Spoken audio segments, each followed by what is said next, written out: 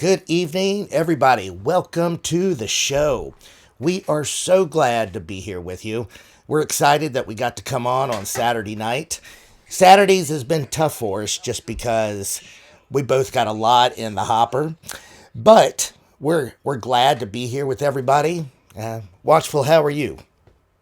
Doing pretty good. Enjoyed a nice, peaceful Sabbath with the family. Yeah, it was nice. Really, just I almost have to force myself not to work, but it was very relaxing. It was. I enjoyed it. So tonight we're gonna go into more of a story with Abraham. We talked about it the other night, but it's going to lead into the Sodom and Gomorrah story. And it's interesting how it ties all in with really where society is today. You know, the Bible clearly states that in the end times, it will be like the days of Noah. And this story is structured around kind of the beginning. Abraham, his bloodline goes back maybe 5, 6, 7 generations to Noah and Shem. So I'm excited to talk about it. But before we get into that, wanted to let you guys know if you haven't sub to our other channel, Truth Burns, there's a link in the description. We'd appreciate everybody if you subscribe to it. We do our news segments there.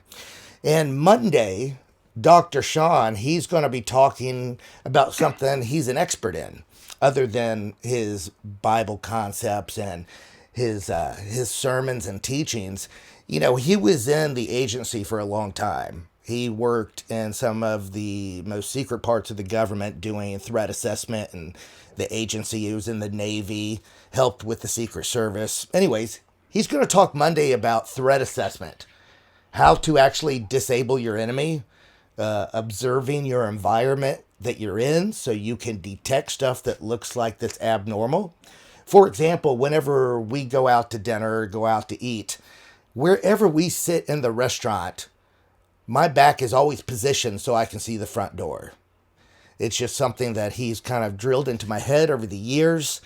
And I think it will be helpful for everybody that's watching what he's going to talk about. You never Ooh, know. fun. It could save your life. Yeah. What news did you run across today, brother? Well, I'm really curious on what did you find any? I didn't do a whole lot of work over the Sabbath, but I know that we left it with the bombardment in, what is it, Syria, Iran, and Iraq. Yeah. 85 different targets. I mean, and they gave them plenty of warning to vacate. So what the heck's going up with that? From what I've been told by family members that are involved, the targets aren't wasted targets. They had been strategically looking at stuff for quite some time. There was supply lines, weapons caches, a lot of stuff, and they're still hitting them now. And what's even more interesting is they're using bombers that are long distance bombers. So they're not using what they have locally, meaning a good bit of these are not taking off from aircraft carriers. They're using actual like B-21 bombers that are coming in and air refueling. So they're keeping the powder dry on a lot of their local assets, which is interesting. You know, that you can tell a lot by what's going on in a region based off of what's in the air, what assets they're using. So Right. you're right, it is interesting. You have any idea on what the trigger is and what the objective is? No, I don't. You know, it's Yeah. our leadership is, in my opinion, somewhat questionable. You would have Yeah. thought that right after there was, deaths, it would have been a return strike almost immediately, like you said, to not allow the leadership on the opposing team to get underground and scatter. That's right. They gave them several days to prepare. But in their defense, there was no air assets of ours that were shot down. Right. We're able to go in and pretty much have complete air supremacy. Their ground controlled defense system, they they're just sitting there. So regardless if we did not take out any of their leadership, they had been scrutinizing tons of stuff, supply lines, weapons caches. They have a plan. They're just not making it clear, though. I'm with you. Why would they wait so long to respond? So that's Yeah. a question of mine. Yeah, if it was a retaliatory strike, you would think that it would have been much closer to an event. This was just so out of the random. It was like in the middle of the fight with Texas. One would think that this is a distraction from Texas.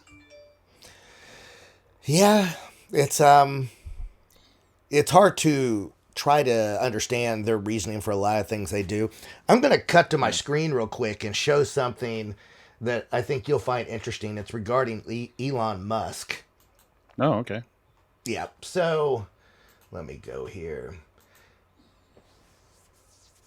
So Elon made a post. The only action needed to save the climate change is a Mm, carbon tax. A right. carbon tax. And I've seen several people comment, including Ben. This is the first time I've seen him make a post that makes you really question what side is he on. I've Yeah. never seen him talk about this. It really, I asked myself, did he get hacked? So it's just, Yeah, he taxes are something that he's intimately familiar with. This is probably I think this is a trolling post because of the World Economic Forum and what they're proposing as far as reducing the carbon, and we are the carbon that they want to reduce. right. I think this is his response to the only thing that it would be a good suggestion is a carbon tax. Hmm. What I'm interested in is there any way we can get somebody to talk to him and ask him his opinion about this world flip?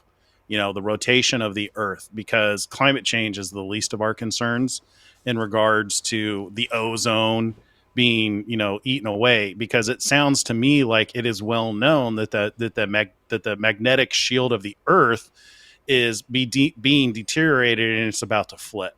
Hmm. Is he aware of that? Has he done any science? Has he done any research into that? So is he just trolling when he's making these comments about, the only good idea would be a carbon tax? Because I mean, he is a big proponent for saving the planet, not like other people though. I've heard him talk many times, and he said that we need more people. We need to encourage birth rates to go up, because he's made the comment, when you compare births, or when you compare diaper sales, I think is what he says, is diapers from newborns and diapers from older generations. He says that you can see a decline of the population is going down, and that's bad for society. We have the luxuries that we have in the world today because the population has gotten to the point that we can actually produce food in abundance, and produce consumer goods in abundance, produce textiles in abundance. And as the population goes down, those things start going away. Hmm. And he's well aware that the population is in decline and it's detrimental for the planet. There is plenty of space, plenty of resources on this planet to sustain a 10x increase in the people on the planet. And he's well aware of that, and he's a very outspoken when it comes to that. Yeah, we've talked about that a few times. And on the screen, I actually scrolled down a little so you guys could see Ben's comment to him. Ben responded, "You are so much smarter than this, which leads to the inevitable conclusion that you are part of the plan. Say it Mm, ain't so." I wonder if he answered Ben. That'd be interesting. that'd be interesting. So, the next news article, which I'm going to switch screens and show, is New York City is gearing up to launch $53 million program for the illegal immigrants. They will receive a Mm, prepaid credit card. So, meanwhile, Mayor Eric Adams is wondering why the migrants keep coming to New York City. There's your question. The programs make the Yeah. illegals promise that they will only use the card for food and baby supplies and stuff, essentials to support your family. The city is reportedly Hmm. making them sign an affidavit for this. So a family of four will receive up to $1,000 a month, and it will get replenished every 28 days. I want $1,000 a Hmm. month. I That'd be mean, great. Yeah, free $1,000 for incidentals. That'd be fantastic. Yeah, this is ridiculous. Why can't we do that for the people who are already in our country who are legal? Many of which have defended our country. You know how many veterans there are that are homeless on the streets? What about those people who are suffering from depression and mental illness? Why aren't we taking care of them? I mean, there's so much better use that they could do with that money rather than facilitating these criminal aliens that have come into the country illegally. I'm all for immigration, but do it legally. I'm all for helping immigrants who come in legally. But to go out of their way to facilitate this amount of money for criminal aliens is ridiculous. I mean, yeah, it's highlights their agenda, and it's evil because they're completely ignoring the people they should be taking care of. it's like you said, folks that want to come to our country. I think that everybody should be welcome, but there's a process. Yeah, There's a legal process. I understand that in other parts of the world there's really horrible situations going on, and a family should be able to come here, though not through the process of cutting barbed wire and sneaking past border patrol. Though yeah, the majority of what we're seeing is not families looking to get away from areas that are dangerous for their children. And we don't have yeah. to rehash this, but the large majority of Talked about those it. who are showing up are military age males, and now they want to provide them housing and living expenses on that we're going to pay for. Yeah, It is somewhat frustrating just because the average American, just like you and I, things are tight. It's yeah, tough making ends meet each month, and I think that says that that's for just about everybody. I understand there's folks that are outside of the norm that have done well with their businesses and flourished, but I would guess the average American, things have been tight, especially if you have children. Food costs have gone up. yeah, for sure. Yeah. Yeah, food So, cost is through the roof. Yeah, and food's actually getting scarcer. I was watching videos today of France where the grocery stores were completely empty, and I noticed the same thing in ours. Not even just the grocery stores. I went into Best Buy the other day in order to look for another camera because my the little GoPro I was using kept shutting down on me, and they have probably at least half of what they used to for consumer goods. I mean, I was amazed at how empty the shelves were. Like for the webcams and for the cameras, they had one or two that were on the shelf, and that was true for everything. It's just like the stores are getting barren, and we went into another popular grocery store over here, and just aisle after aisle was a quarter of what usually is in there. So you can see that something's definitely happening. You can see that not only are food prices going up, food is becoming more and more scarce. yeah. Again, we've talked about this, but it's true. And I'm seeing a reflection in it as well. I do a good bit of the shopping for the kids. And some of the stuff has been empty on the shelves. When I go to Walmart, if I go to Kroger and whatnot, Yeah, it is somewhat concerning, though. I try to just, push on through it, not think about it too yeah. much. So, do you have any other news? Because I'm going to move on to our topic unless you have Nope. anything else you want to talk Yeah, I about. didn't really spend a whole lot of time in the news this weekend. Yeah. Yep. Neither did me. The news that I shared came from the volunteers providing us information, which is I want to say thank you to everybody that's been helping us. Anthony, Yep. Stephanie, Kip. There's more. We get a lot of emails, and I'm horrible with names. So if I didn't say you by name, it doesn't mean I don't appreciate the emails that you've been sending.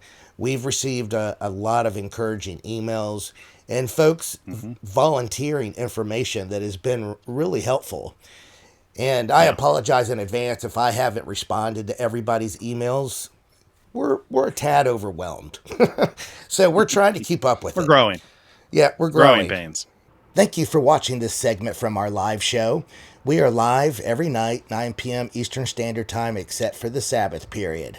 See you soon.